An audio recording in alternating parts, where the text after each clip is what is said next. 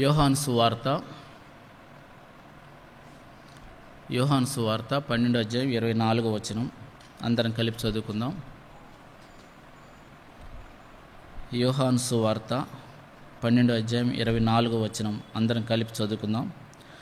గోధుమ గింజ భూమిలో పడి చావకుండిన యెడల అది ఒంటిగానే ఉండును, అది చచ్చిన యెడల విస్తారముగా ఫలించును. మరో వాక్య భాగం చదువుకుందాం. మత్తయి సువార్త 5:16. మత్తయి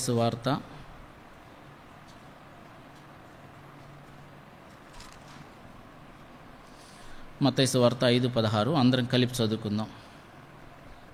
మనుషులు మీ సత్క్రియలను చూచి పరలోకమందున్న మీ తండ్రిని మహిమపరచునట్లు వారి ఎదుట మీ వెలుగును ప్రకాశింపనీయుడి. దేవుని సహాయ నిమిత్తం ప్రార్థన చేసుకుందాం. మహాపరిశుద్ధుడా, పూజనీయుడా, జీవంగల మరక్షక, మీ బంగారు పాదాలకు ఎనలేని వందనాలు, స్తుతులు, స్తోత్రాలు మా ప్రభా. ఈ యొక్క సంఘ ఉపవాస ప్రార్థనకై మీరు మమ్మల్ని సమకూర్చిన మీ ప్రేమను బట్టి మిమ్మల్ని స్తుతించుకుని ఆరాధించుకుంటూ వస్తున్నాం మా ప్రభా. తీసుకొచ్చిన ప్రతి ఒక్క బిడ్డను బట్టి కూడా మిమ్మల్ని కొనియాడుకుంటూ వస్తున్నాం. ఇప్పటికీ మీ చిత్తం, మీ ఏర్పాట్లో ఉన్నవారిని, మార్గ మధ్యలో ఉన్నవారిని మీరే సకాలంలో మీ సన్నిధికి నడిపిస్తున్నామని వేడుకుంటూ వస్తున్నాం. దేవా, సహాయం దయచండి. పాటల ద్వారా మీ నామాన్ని మీరు మహింపరుచుకుంటూ ఇచ్చిన మీ ప్రేమను బట్టి మేము స్తుతించుకుంటూ వస్తున్నాం. తిరిగి లేఖనాలు తండ్రి మీరు అనుగ్రహించే లేఖన భాగాలను బట్టి మేము స్తుతించుకుంటూ వస్తున్నాం. మీరే మీ యొక్క లేఖనాలు విరచి ఆస్వాదించి మాకు వడ్డించమని, మీ యొక్క ధర్మశాస్త్రంలోని ఆశ్చర్యమైన సంగతులు వెలుగు చూస్తున్నట్లు మా కన్నులు తెరవమని మీ సన్నిధిలో ప్రార్థించుకుంటూ వస్తున్నాం. మా ప్రభా, కృప చూపించండి. నిలబడుతున్న ఈ మంటి పురుగును మీరు జ్ఞాపకం చేసుకుంటారండి. జ్ఞానం లేని వాడిని, వ్యర్థుడను, నిష్ప్రయోజనమైన వాడిని తండ్రి, మీరేదైనా నా నోటికి అందచేస్తే తప్ప నేనేమి పలుకుజాలనని నా సహాయ స్థితిని మీ సన్నిధిలో ఒప్పుకుంటూ వస్తున్నాం. చేరువచ్చిన మా అందరితో మీరేం మాట్లాడాలని ఆశపడుతున్నారో అట్టి మీ మాటలను నన్ను నోటిబూరగా చేసుకొని మీరే మీ యొక్క మెల్లనైన చక్కనైన స్వరాన్ని మీ యొక్క పరలోక సింహాసనం నుంచి, మీ యొక్క ధవళ సింహాసనం నుంచి మీరే విడుదల చేస్తురమ్మని ప్రార్థిస్తూ వస్తున్నాం. మా ప్రభా, కృప చూపించండి, సహాయం దయచేయమని మీ నామానికే మహిమ, ఘనత, కీర్తులు ఆరోపిస్తూ మీ యొక్క బలమైన పరిశుద్ధాత్మ అభిషేకాన్ని కోరుకుంటూ యేసుక్రీస్తు శక్తిగల నామంలో స్తుతించి ప్రార్థించి వేడుకుంటున్నాం తండ్రి, ఆమెన్.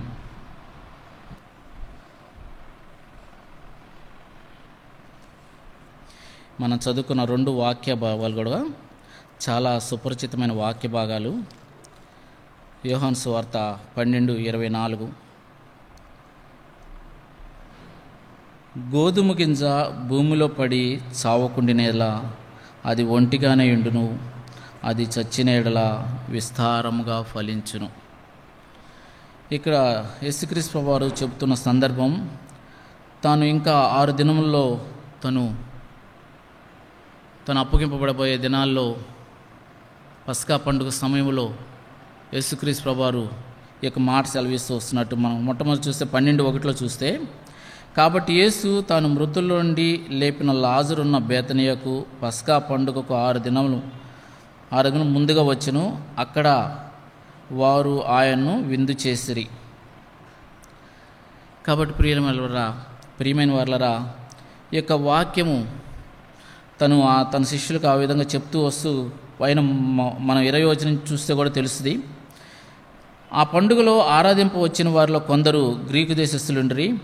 వారు గలిలయలోని బెత్సయిదా వాడైన ఫిలిప్ నొద్దకు వచ్చి, అయ్యా, మేము యేసును చూడగూర్చము అతనితో చెప్పగా, ఫిలిప్ వచ్చి ఆంద్రేయుతో చెప్పెను. ఆంద్రేయు ఫిలిప్ను వచ్చి యేసుతో చెప్పిరి. అందుకు యేసు వారితో ఇట్లను, మనుష్య కుమారుడు మహిమ పొందవలసిన గడియ వచ్చి ఉన్నది. గోధుమ గింజ భూమిలో పడి చావకుండిన యెడల అది ఒంటిగానే ఉండును, అది చచ్చిన యెడల విస్తారముగా ఫలించును. ఒక గోధుమ గింజ, బైబిల్ గ్రంథంలో గోధుమ గింజకి ఎంతో ప్రాధాన్యత ఉంది. 147 కీర్తన 14 వచనం అనుకుంటాను.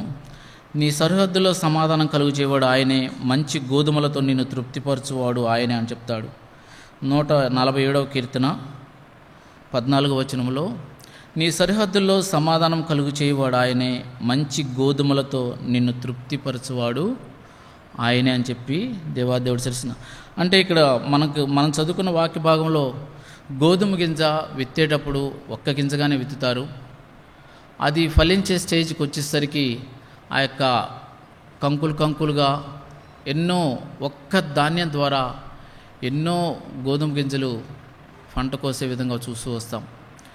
ఇక్కడ మనిషి జీవితంలో కూడా మనం అన్వయించుకుంటూ వచ్చినప్పుడు అనేక మంది దైవభక్తులు లాస్ట్లో నేను వివరిస్తాను. అది ఒక్క దైవభక్తుడు తన జీవితం ద్వారా ఎంతమందిని ప్రభావితం చేస్తూ వచ్చాడు. తను ఒక్కడే, కానీ ఈ ప్రపంచాన్ని వాళ్ళు ఏ రీతిగా ప్రభావితం చేస్తూ వచ్చారు అన్న విషయంలో ఈ యొక్క వాక్యం రాయబడుతూ వచ్చింది. అంతేకాకుండా రక్షింపబడిన బిడ్డలంగా 2వ వాక్యంలో మనం చదువుకున్న విధంగా 5:16 మత్తయి సువార్త, మనుషులు మీ సత్క్రియలను చూచి పరలోకమందున మీ తండ్రిని మహిమపరచునట్లు వారి ఎదుట మీ వెలుగును ప్రకాశింపనీయుడి. వారి ఎదుట మీ వెలుగును, ఎవరి యొక్క సత్క్రియలు? మీ తండ్రి మహిమపరచునట్లు వారి ఎదుట మీ సత్క్రియలు ప్రకాశింపనీయుడి అని చెప్తూ వస్తున్నాడు. అయితే ఈ 2 మాటలు ఎందుకు తీసుకోవాల్సింది? దేవుడు మనల్ని నిన్ను నన్ను రక్షించుకున్న ఉద్దేశం ఏంటి అంటే, యెషయా గ్రంథం 49వ అధ్యాయం 6వ వచనం. యెషయా గ్రంథం 49వ అధ్యాయం 6వ వచనం.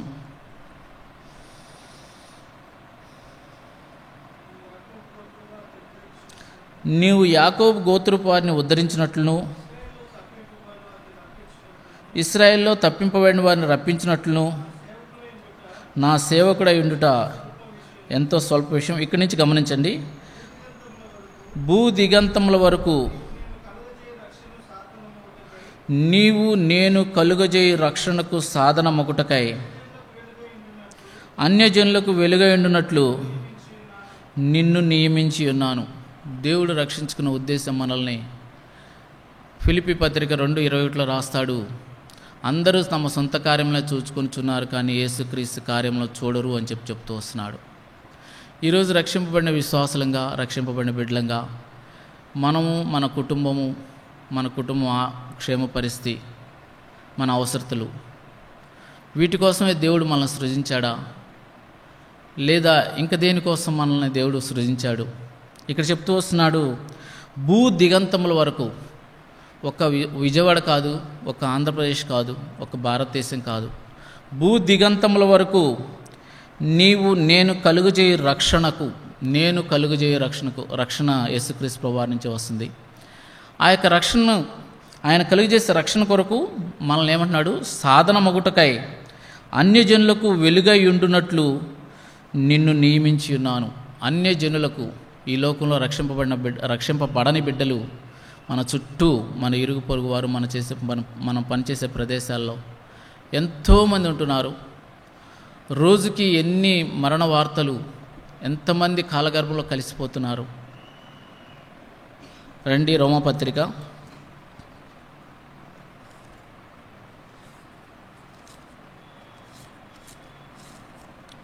14వ అధ్యాయం 11-12 వచనాలు. రోమాపత్రిక 14వ అధ్యాయం. నా తోడు ప్రతి మోకాలును నా ఎదుట వంగును, ప్రతి నాలుగు దేవుని స్తుతించునని ప్రభువు చెప్పుచున్నాడు అని రాయబడి ఉన్నది కనుక మనలో ప్రతి వాడును తన్ను గురించి దేవునికి లెక్క అప్పగించవలెను. తన్ను గురించి అంటే మన గురించి ఏమి లెక్క అప్పచెప్పాలి దేవునికి అంటే, మత్తయి సువార్తలో ఉంది.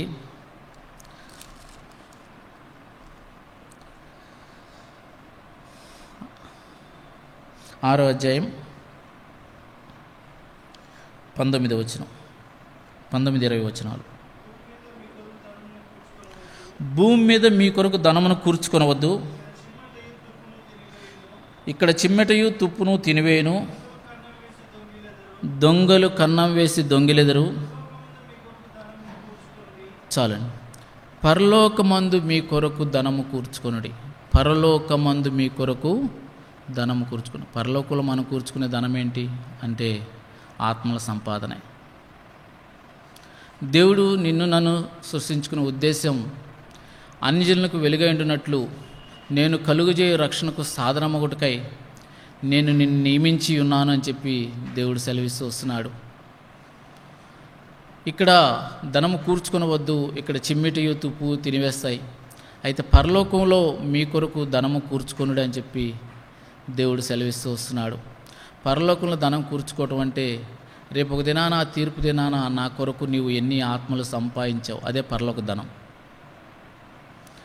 ఎన్ని ఆత్మలు సంపాదించావు అని చెప్పి దేవుడు అడిగితే, అందుకింద మనం చదువుకున్న రోమపత్రికలో 14:12 చెప్తూ వస్తున్నాడు, మనుషులందరం కూడా ఒక దినాన దేవునికి లెక్క అప్పచెప్పవలసిన వారం.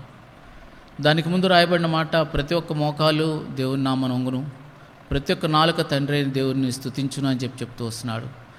దేవుడు రక్షించుకున్న ఉద్దేశం, దేవుని ఏర్పాట్లో ఈ లోకంలో మనమే కాదు, రక్షింపబడిన బిడ్డ మనమే కాదు, అందరూ దేవుని ఏర్పాట్లో ఉన్నారు. మనమైతే నిజ దేవుడిని తెలుసుకున్నాము, దేవుని సన్నిధికి చేరి వస్తున్నాము. దేవుని తెలుసుకుని ప్రజలు ఈ లోకంలో ఎంతోమంది ఉంటూ ఉన్నారు. నిన్ను నన్ను రక్షించుకున్న ఉద్దేశం దేవుడు. తర్వాత మళ్ళొకసారి యెషయా గ్రంథం 49:8 కూడా చదువుకుందాం. యెషయా గ్రంథం 49:8 కూడా చదువుకున్నాం. యెహోవా ఈలాగు సెలవిచ్చుచున్నాడు, అనుకూల సమయమునందు నీ మొర ఆలకించి నీకు ఉత్తరం ఇచ్చితిని, రక్షణ దినమందు నిన్ను ఆదుకుంటుని, బయలు వెల్లుడి అని బంధింపబడిన వారు అంటే ఒక్క నిమిషం బంధింపబడిన వారంటే ఈ లోకం యొక్క కట్టుబాట్లు, లోకం యొక్క పూజించే పరిస్థితులు, అవన్నీ కూడా వాళ్ళు మనకి కొరింథీ పత్రికలో రాయబడి ఉంది కదా, ఈ యుగ సంబంధమైన దేవత వారి మనోనేత్రములకు గ్రుడ్డితనము కలుగు చేసినని చెప్పి దేవుడు సెలవిస్తూ వస్తున్నాడు. ఆ గ్రుడ్డితనంలో ఎంతోమంది బంధింపబడి ఉన్నారు. ఆ గ్రుడ్డితనంలో ఎంతోమంది జీవిస్తూ వస్తున్నారు. నిజదేవుడిని ఎరుక్క, సృష్టికర్తని ఎరుక్క, తాము చేస్తున్న ఆ యొక్క పూజలు, తాము వెళుతున్న మార్గం ఏటో తెలియని పరిస్థితిలో అనేక మంది ఉంటూ ఉన్నారు. అయితే దేవుడు నిన్ను నన్ను రక్షించుకున్న ఉద్దేశం వాళ్ళకి వెలుగుగా ఉండునట్లు, వాళ్ళకి ఒక సాధనంగా, ఆయన కలుగు చేసే రక్షణను వారికి చేరవేయటానికై ఒక సాధనంగా మనల్ని ఏర్పరచుకున్నాడు. అందుకనే రేపు ఒక దినాన దేవుని దగ్గరకు మనం వెళ్ళిన తర్వాత, ఆ యొక్క తీర్పు దినాన దేవుని దగ్గర మనం లెక్క అప్పవలసిన వారు మనం. అయితే దాని కొరకు మనం ఏం చేయాలి అంటే, కీర్తనల గ్రంథం 2:8 కీర్తనల గ్రంథం 2:8 నన్ను అడుగుము జనములను నీకు స్వాస్యముగాను, నన్ను అడుగుము జనములను నీకు స్వాస్యముగాను, భూమిని దిగంతముల వరకు, భూమిని యొక్క విజయవాడ లేదు, లేదా ఆంధ్రప్రదేశ్ లేదు, భారతదేశం లేదు, భూ దిగంతముల మొత్తము కూడా, భూ దిగంతముల వరకు సొత్తుగాను ఇచ్చేదను అంటాడు. 1 కొరింథీ 6:19 అంటాడు, మీ దేహము దేవునికి ఆలయమైనది, మీరు మీ సొత్తు కారు, విలువబెట్టి కొనబడిన వారు అని చెప్తూ వస్తాడు. మనమే మన సొత్తు కానప్పుడు దేవుడు అంటున్నాడు, నీవు నన్ను అడుగుము జనములను భూ దిగంతముల వరకు కూడా నీకు సొత్తుగా ఇస్తాను, జనములను నీకు స్వాస్థ్యంగా ఇస్తాను అంటున్నాడు. కీర్తన 33:12 సెలవిస్తూ వస్తాడు, యెహోవాను దేవుడిగా గల జనులు ధన్యులు, ఆయన తనకు స్వాస్థ్యముగా ఏర్పరచుకుని జనులు ధన్యులు అని చెప్తాడు. తనకు స్వాస్థ్యంగా ఏర్పరచుకుని జనులు ధన్యులు అని చెప్తాడు. అట్టి స్వాస్థ్యంగా నేను నీకు ఇస్తాను జనాన్ని అని చెప్పి దేవుడు సెలవిస్తూ వస్తున్నాడు. మనం సంఘ ఉపవాస ప్రార్థనకై చేరి వచ్చాం. దేవుడు మనల్ని రక్షించుకునే ఉద్దేశం మరొకసారి గుర్తెరిగి దేవుని సన్నిధిలో నశించిపోయే ఆత్మల పక్షంగా భారం కలిగి ప్రార్థన చేస్తూ వస్తాం. దేవుడు ఎన్నో వాగ్దానాలు మనకు అనుగ్రహిస్తూ వస్తున్నాడు. మత్తయి సువార్త 21:22 ప్రార్థన విషయంలో దేవుడు మనకు అనుగ్రహిస్తున్న వాగ్దానాలు. మత్తయి సువార్త 21:22 మరియు మీరు ప్రార్థన చేయనప్పుడు వేటిని అడుగుదురో అవి దొరికినవని నమ్మిన యెడల మీరు వాటినన్నిటినీ పొందుదురని వారితో చెప్పాను. మరియు మీరు ప్రార్థన చేయనప్పుడు వేటిని అడుగుదురో. కాబట్టి మనం అనుదిన ప్రార్థన ఏమై ఉండాలి? దేవుడైతే మీరు ఏదైతే ప్రార్థన చేస్తున్నారో వాటినన్నీ మీరు పొంది ఉన్నారని నమ్ముడి అని చెప్తూ వస్తున్నాడు. కాబట్టి మన అనుదిన ప్రార్థన కూడా ఏమై ఉండాలి? ప్రభువా, ఈ దినాన కనీసం ఒక్క అన్యునికైనా మీకు సువార్త చెప్పి మీ కొరకు సంపాదించే బిడ్డగా నన్ను చేయి ప్రభువా. అది ఎప్పుడు కూడా మన అనుదిన ప్రార్థన ఉండాలి. ఎంతోమంది మనకి ఎబ్రీ పత్రిక 11వ అధ్యాయంలో చూస్తూ ఎంతోమంది విశ్వాస వీరులు వాళ్ళ యొక్క జీవితాలని తృణప్రాయంగా దేవుని కొరకు ఏ రీతిగా అర్పిస్తూ వచ్చారో మనకు తెలుసు. మన చివరి పాడుకున్న పాటల ఉద్దేశం అదే. వాళ్ళు రాళ్లతో కొట్టబడ్డారు, రంపాలతో కోయబడ్డారు, చెరసాలను బంధించబడ్డారు. అయినా కూడా ఫస్ట్ చరణంలో చివరి మాట ఆత్మల ఆదాయం చేసిరి, ఆత్మల ఆదాయం చేసిరి. కాబట్టి ప్రియమైన వాళ్ళరా, దేవుడైతే వాగ్దానం ఇస్తున్నాడు, నన్ను అడుగుము జనములకు నీకు స్వాస్థ్యంగాను భూదిగంతముల వరకు నీకు సొత్తుగాను ఇచ్చేదనని చెప్తూ వస్తున్నాడు. ప్రియులరా, అదే భారంతో ఈరోజు మనం ఎప్పుడు కూడా ప్రార్థన దగ్గరకు వస్తే ప్రభువా నా కుటుంబం, ప్రభువా నాకు కావలసిన ఆస్తి, నా బిడ్డల భవిష్యత్తు చేయకూడదని అంటలేదు. కానీ అట్ ది సేమ్ టైం దేవుడు మనల్ని రక్షించుకునే ఉద్దేశం కూడా నెరవేరుస్తూ వస్తున్నామా? అందుకే భారం కలిగిన అపోస్తలుడైన పౌలు ఫిలిప్పీ సంఘానికి రాస్తూ తను అంటూ ఉన్న మాట, అందరూ తమ సొంత కార్యములను చూసుకొనిచున్నారు కానీ యేసుక్రీస్తు కార్యములను చూడరు. అదే నా జీవితంలో అప్లై అవుతుందా? లేదా దేవుడు మనల్ని సృష్టించుకున్న ఉద్దేశం? అపోస్తలుల కార్యం 13వ అధ్యాయం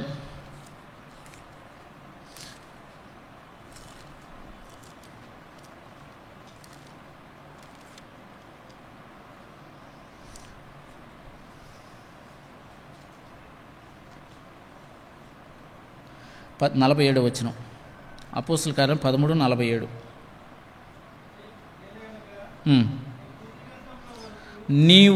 నీవు భూదిగంతముల వరకు రక్షణార్థముగా ఉండునట్లు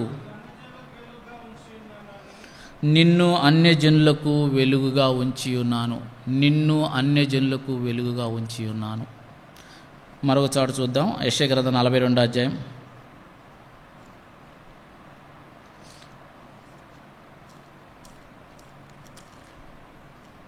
ఇక్కడ ఇంకా చాలా స్పష్టంగా తెలియజేసి వస్తాడు. యెషయా గ్రంథం 42వ అధ్యాయం 6-7 వచనాలు. గ్రుడ్డి వారి కన్నులు తెరుచుటకును, బంధింపబడిన వారిని చెరసాల నుండి వెలుపలికి తెచ్చుటకును, చీకటిలో నివసించు వారిని బందీ గృహంలో నుండి వెలుపలికి తెచ్చుటకును యెహోవానగు నేనే నీతి విషయంలో నిన్ను పిలిచి నీ చెయ్యి పట్టుకుని ఉన్నాను, నిన్ను కాపాడి ప్రజల కొరకు నిబంధనగాను అన్యజనులకు వెలుగాను నిన్ను నిన్ను అనే మాట ఎంత స్పష్టంగా వాడబడుతుందో చూడండి ప్రియులారా. నిన్ను యోహాను సువార్త 15లో చెప్తాడు, మీరు బహుగా ఫలించుట వలన నా తండ్రి మహిమపరచబడును, మీరు బహుగా ఫలించుట వలన నా తండ్రి మహిమపరచబడును. అక్కడ కూడా రాస్తాడు, నేను నియమించి ఉన్నానంట. చూడండి యోహాను సువార్త 15వ అధ్యాయం, నేను నిన్ను నియమించి ఉన్నాను అంటాడు. యోహాను సువార్త 16:24.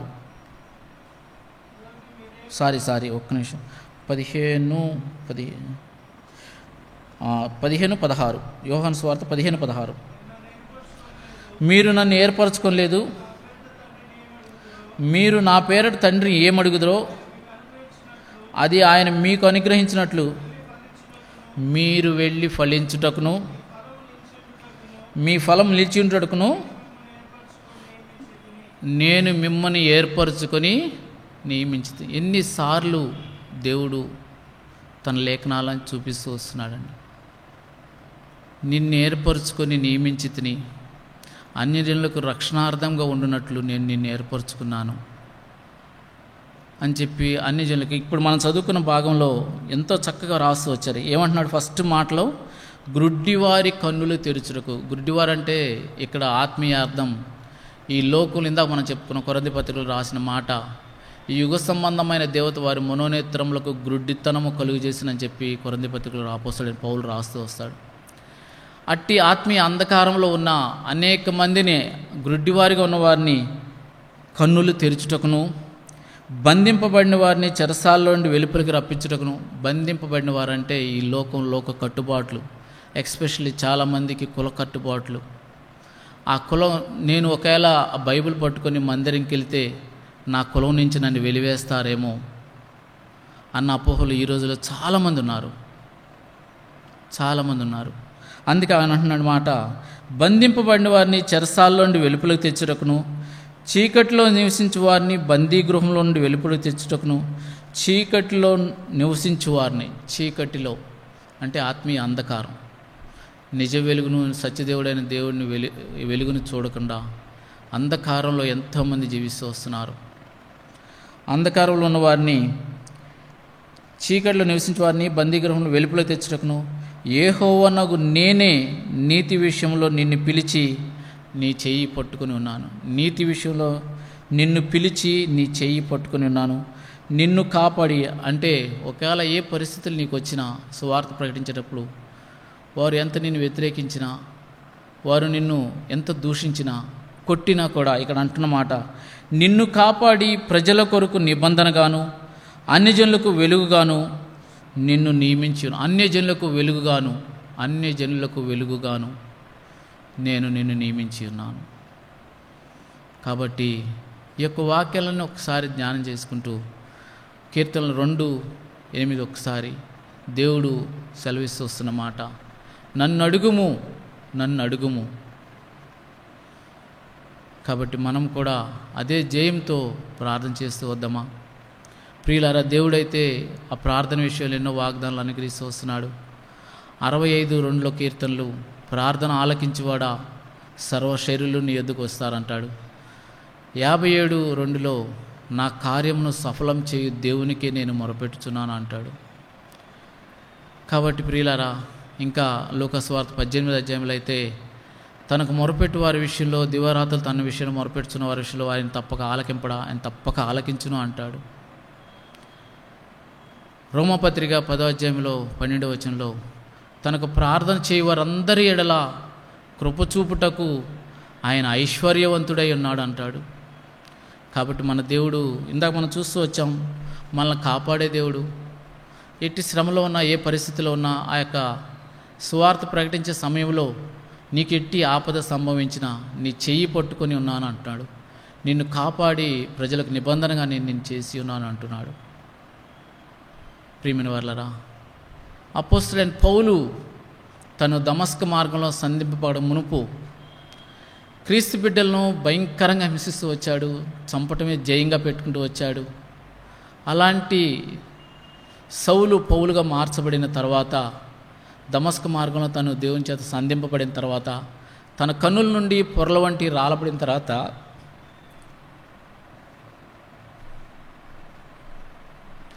అక్కడికక్కడే తను ఇచ్చిన సాక్ష్యం, దేవుడు తను అంటున్న మాట, నీ వెళ్ళుము, నీకు చూడండి అపోస్తలుల కార్యాలు 9వ అధ్యాయం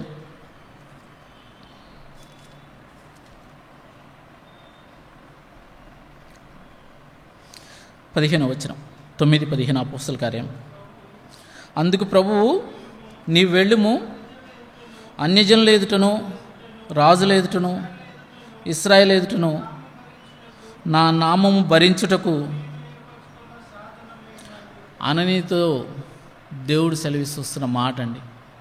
ఎందుకంటే తను పంపిస్తాడు దేవుడు, నువ్వు అతని తల మీద చేతులుంచి ప్రార్థన చెయ్యి, అతడు స్వస్థత పొందుతాడు, చూపు పొందుతాడు అన్నప్పుడు అనని అన్న మాట అంటే, ప్రభా ఇప్పటి వరకు నీ బిడ్డలను హింసిస్తూ వచ్చాడు కదా, ఇప్పటి వరకు నీ బిడ్డలను చంపడమే జయంగా జీవిస్తూ వచ్చాడు కదా, ఇక ముందు కూడా మళ్ళీ తిరిగి అతను స్వస్థత నొందితే తిరిగి మళ్ళీ చంపుతాడేమో ప్రభా అన్నప్పుడు అననీయకు దేవుడు సెలవిస్తూ వస్తున్న మాట, నీవు వెళ్ళుము, అతను నేనేం చేయబోతున్నాను, రాజుల ఎదుటను ఇశ్రాయేలు ఎదుటను నా నామం భరించుటకు ఇతడు నేను ఏర్పరచుకున్న సాధనమే ఉన్నాడు అంటాడు. తర్వాత అక్కడే 18వ వచనంలో, అప్పుడే అతని కన్నుల నుండి పొరల వంటివి రాలగా దృష్టి కలిగి లేచి బాప్తిసం పొందెను. తర్వాత వచ్చిన కూడా, పిమ్మట అతడు దమస్కులోనున్న శిష్యులతో కూడా కొన్ని దినములుండెను. వెంటనే సమాజ మందిరంలో యేసే దేవుని కుమారుడని ఆయన గురించి ప్రకటించుచూ వచ్చాను. 2 కొరింథీ పత్రిక 11వ అధ్యాయంలో ఆ యొక్క సువార్త దండయాత్రలో, సువార్త జర్నీలో, సువార్త ప్రకటించేటప్పుడు, మిషనరీ జర్నీలో తనకు కలిగిన ఆపదలు, కష్టాలు ఎన్నో చెప్పుకుంటూ వచ్చి కూడా చివరికి తన అన్న మాట చూడండి. 2 కొరింథీ పత్రిక 11వ అధ్యాయం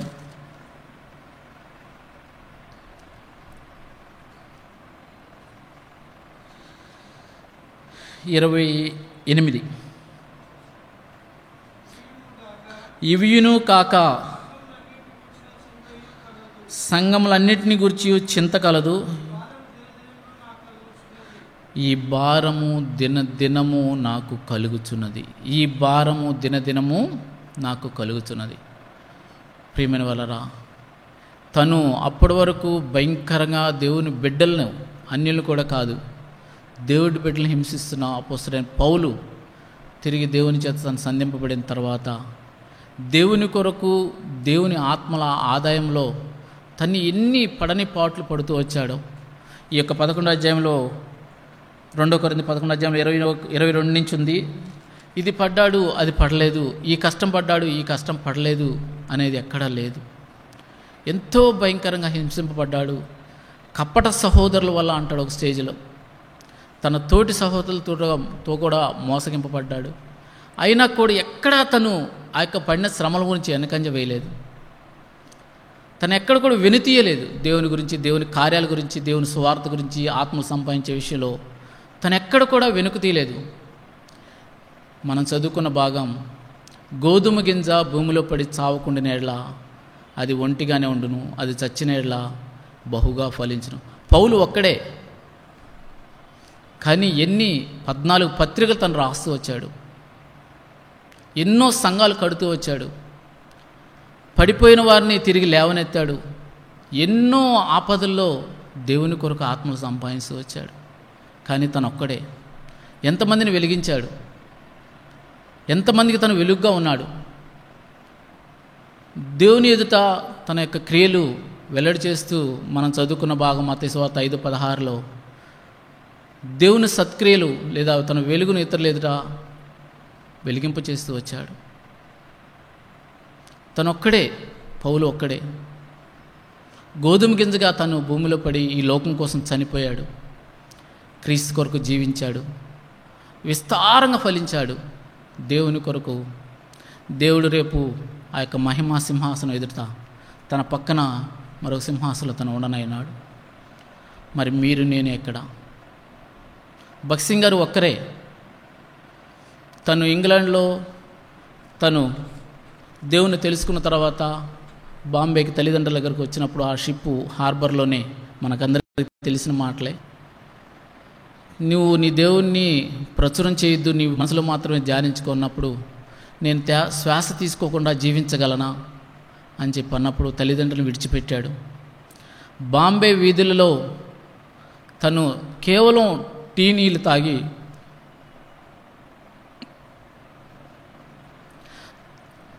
దేవుని సువార్తను ప్రకటిస్తూ వచ్చాడు. ఈరోజు దేశ విదేశాల్లో, నాట్ ఓన్లీ ఇండియా, ఒక ఇండియాలోనే కాదు, యావత్ భారతదేశంలో, యావత్ ప్రపంచంలో అనేక దేశాల్లో భగత్ సింగ్ గారి సహవాసాలు ఉన్నాయి. ఎన్ని సంఘాలు ఏర్పరిచాడు ఆయన. తనొక్కడే, తనొక్క గోధుమ గింజే. ఎంత విస్తారంగా తను ఫలిస్తూ వచ్చాడు. ఈరోజు నీవు నేను ఇక్కడ కూర్చుని ఉన్నామంటే ఆయన మోకాళ్ళ ప్రార్థన. మరి మీరు నేను కూడా ఒక్కరమే. దేవుడు రక్షించుకునే ఉద్దేశం మనం చూస్తూ వచ్చాం. కానీ అపోస్తలుడైన పౌలు ఫిలిప్పీ సంఘానికి చెప్పిన మాట నెరవేరుతుందా, లేదా యోహాను 12:24 నెరవేరుతుందా మన పక్షంగా? బిల్లీ గ్రహం గారు అమెరికాలో అతిపెద్ద సువార్థికుడు. తను మీటింగ్ పెడితే లక్షలాది మంది రక్షింపబడుతూ వచ్చారు. దేవుని కొరకు ఎంతో తృష్ణతో జీవించిన వ్యక్తులు వీళ్ళంతా కూడా. ఏ దేవుడైతే వాళ్ళని సంధించాడో, ఏ దేవుడైతే వాళ్ళని రక్షించుకున్నాడో అదే దేవుడు నిన్ను నన్ను రక్షించుకున్నాడు. మన గోల్ ఏమవుతుంది? దేవుడు రక్షించుకునే ఉద్దేశం ఏమవుతుంది? దేని కొరకు మనం జీవిస్తూ వస్తున్నాం? దేవుడు రక్షించుకునే ఉద్దేశాన్ని నెరవేరుస్తున్నామా? దేవుడైతే స్పష్టంగా సెలవిస్తూ వస్తున్నాడు కీర్తన 2:8, నన్ను అడుగుము, జనములో నీకు స్వాస్థ్యంగా ఇస్తానని చెప్తున్నాడు. నీ సొత్తుగా భూదిగంతం వరకు నీ సొత్తుగా చేస్తానని చెప్తూ వస్తున్నాడు. మనం ఎంతవరకు నెరవేరుస్తున్నాం? మనలాగా మనము మన కుటుంబం అనే కంచెలో ఉంటే వాళ్ళు ఏ రోజు ఫలించేవాళ్ళు కాదు. అపోస్తలుడైన పౌలు ఫలించేవాడు కాదు. సోదరుడు భక్సింగ్ గారు ఫలించేవాళ్ళు కాదు. బిల్లీ గ్రహం గారు ఫలించేవాళ్ళు కాదు. వాళ్ళ వరకే వాళ్ళ రక్షణ ఆగిపోతే, ఆ కుటుంబం వరకే ఆ రక్షణ ఆగిపోతే ఈరోజు ఇంత విస్తారమైన సేవ ఉండేది కాదు. విలియం కేరీ గారి గురించి మీరు వినుంటారు. తన కుటుంబం రక్షింపబడి చాలు అనుకుంటే ఈరోజు మన సొంత లాంగ్వేజ్లో పరిశుద్ధ గ్రంథం మన చేతిలో ఉండేది కాదు. విలియం కేరీ గారు ఎంతో భయంకరమైన పరిస్థితుల్లో తన కుమారుడు చనిపోతే పాతి పెట్టడానికి వెళ్తే ఇంతలో భార్య అంటే తను మానసిక పరిస్థితి బాగలేక ఇదవుతున్నప్పుడు, ఆ పరిస్థితి వస్తున్నప్పుడు ఇంతలోకి వేరే అతను వచ్చి, అయ్యా నీ బైబిల్ ముద్రిస్తున్న గ్రంథాలయము, ఆ యొక్క ముద్రణాలయము కాలిపోయిందయ్యా. ఆ పరిస్థితుల్లో కూడా అన్ని సంఘటనలు, అన్ని భయంకరమైన పరిస్థితులు వారి జీవితంలో జరిగినప్పుడు కూడా దేవుని కొరకు ఏ రోజు వెనుతీయలేదు.